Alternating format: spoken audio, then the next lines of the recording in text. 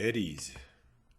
After I saw myself upon my back, whispering, no longer able to rise, I tried to think back to the days spent gurgling in my bassinet, but the sun got in my eyes and all I saw was the dusty road I traveled. Climbing upwards, I lost my balance and there came a defining instant. For just a moment I fell backwards and balanced weightlessly. Then forces slowly tipped me back to the rock face, never knowing why. I left the stream of refugees and hiked up behind some sheltering boulders. I closed my eyes and sleep overcame me until the stars came out. Now below me all was quiet, and above there were unknown constellations. There came a black wind from the west that set the crows to fleeing. The wide stubbled field offered no shelter, so I just laid face down. I passed away as slowly as the twilight in the land of the midnight sun. Having no other option, he choked me to death with his callous hands. Realizing there was no surrender, I struggled until darkness took me. So many things were left unsettled, but there was nothing more to do. In the misty pre-dawn hour after a restless night, a calming dream arrived. Arising tired but not anxious, I look about for my family. My old wounds throb lightly, but the war is now far away. The sun came through the beech leaves in safe and gentle golden rays. The children splashed on the beach at the edge of the mossy shore. My great aunt had watched me from this spot. Was it just now or long ago? She trustingly placed her muzzle upon my knee as I stroked her ear. She did not move as the injection flowed into her muscle. She sighed just once and looked up at me, and then she closed her eyes. Years later, stepping off the merry-go-round, I no longer walked straight lines. I sat down on the corner, heedless of the filthy pavement. Far off, a screaming ambulance drowned out the peaceful church bells. Awakening full of sadness, I reached out and you were still there. I had imagined the infinite time after our final separation. Grateful tears filled my eyes over this briefest, sharpest moment. It rained all night and increased at dawn, and it grew very hard to move. The stone floor was cold, and there was no light to feed the shadows. You could not find your thread, and my 2-day-old beard was very gray. I dreamed I awoke tired and fell back to sleep to dream of dreaming again. She grasped my numb arm and whispered that her time had come. When I awoke, I was briefly confused as to our orientation in the car. We sheltered upon a carpet of needles beneath a giant blue spruce tree. The snow fell so deep we could no longer see back down the trail. Now and again the wind caused a great branch to creak somewhere far above. As we drove past the endless old factories, you began steadily withdrawing. Trucks roared and men in faded work clothes leaned upon their shovels. The vast indifference slowly smothered my nervous hopes and dreams. Thinking something crept beside me as I slept, I lay very still and listened. A car approached and a newspaper thudded upon the driveway. Slowly I realized that my opponent had simply vanished once again. There remained 3 of us beside the garbage and the wreckage. We had cigarettes, but none of us had smoked for years. My hands longed for the tools I had used every day for such a long time. The women and children fled to the church of their baptisms. Their neighbors called them out one by one with raucous ethnic slurs. They laughed without malice at the pleading of the one remaining priest. That school year was finally over, and I walked home in frank amazement. I could not know then that this present could become so long ago. Though the pictures are often black and white, I felt only vivid colors then.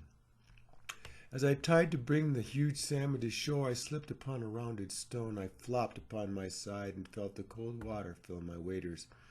As the fish escaped, I wondered briefly if he would still have the strength to breed. As I rode through the intersection, the car lunged out to make a turn. I braked too hard and skidded the bike, and it tossed me in the air. Just before I struck her fender, I noticed the driver drop her cell phone. As I watched the smoke rise from the burning leaves, I felt safe at last. My pursuit had ended as quickly and pointlessly as it had once began. I took her tiny hand after drawing her red coat together, and we walked on. The pre-dawn rain tapped the metal roof with a million tiny velvet hammers. Now and again a rolling thunderclap gurgled slowly from east to west. It took me far too long to respond to these subtle signs of a larger peace. The old day laborer told me stories of the village where his wife still lived. Sometimes we drank a beer in the cooling but tired twilight after work. Someday soon he might get his green card, and things would certainly get much better. A gnarled root flipped me flying headlong down the chute toward the trees. As I twisted violently, I struggled like an animal and not a philosopher. Crashing with my skis into a tree, I had time to ask how it had come to this. I walked the holiday streets alone without work, in a strange and detached state. I only observed this vast diorama, but could take no part in it. Then the cheerful woman collecting donations restored me to my senses. After 3 beers and a couple cigarettes, the situation did not seem so grim. There were always other bad jobs in which to begin anew once again. Some I would be fired from, and from the others I would simply walk away. Upon my return, the trees that I had planted had grown quite tall and straight. To many of the people, I was this new stranger there among them. For many months I did not grasp the importance of their daily concerns. Though it looked substantial, the trail crumbled as I walked out upon it. I slid sideways with sand up to my knees and felt it begin to move behind me. Accelerating, I realized with fear that I would soon be falling through the air.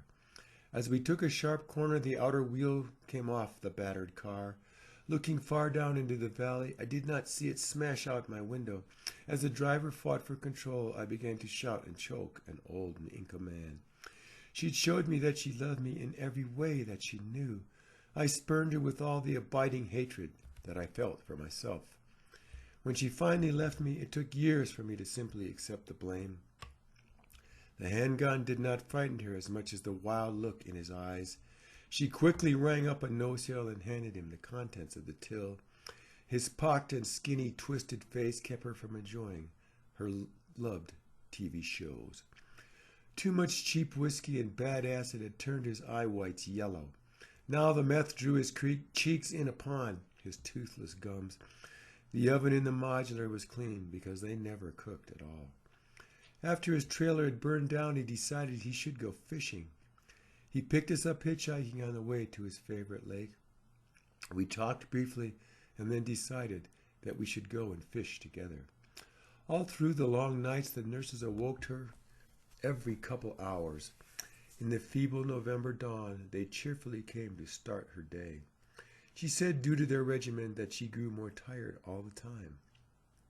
I awoke quite sick in the middle of the night and shit my stinking guts out. Then I lay in a cold sweat and could not find my peace.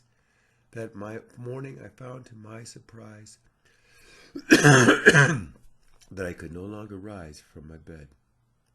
As I worked, my mind was always drawn to a walk with my friend, the logic and the code and the walk on the shady path.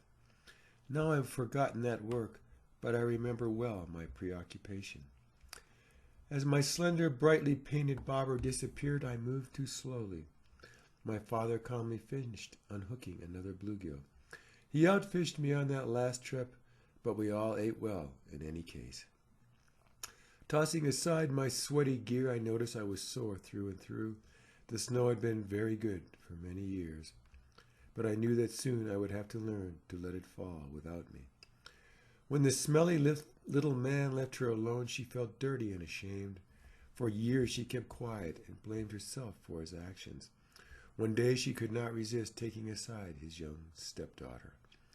Stumbling as I ran away, I fell with all my weight squarely upon one knee. I felt something shattering, and then I came to rest. I lay where I had fallen, among the gray and rounded river stones. With great relief she heaved her vast bulk upon the dingy couch. Well provisioned, she took up the watch with her remote control. She briefly regained a form of consciousness during the commercials. Standing on the frozen playground, we watched as the leaden sky grew lower. Our playful kindergarten shouts were filled with happy anticipation. Very slowly, the year's first snowflakes began to descend in late October. She could not bear to let him go, so she kept all of his things in place. Often she was half convinced that she would wake up from this dream. She did not seek any deeper meaning, but remained true to her grief. As he raised his fist to strike the burrow once again, I took his other hand. He quickly glanced me over and then tossed me to the ground. Our children tried to remain very quiet through their useless tears. I never felt the nails and ball bearings pierce my chest, but I felt the flash. I had prayed to calm my fears as my cell phone triggered the blast. They identified me later by the body parts I did not need now in heaven.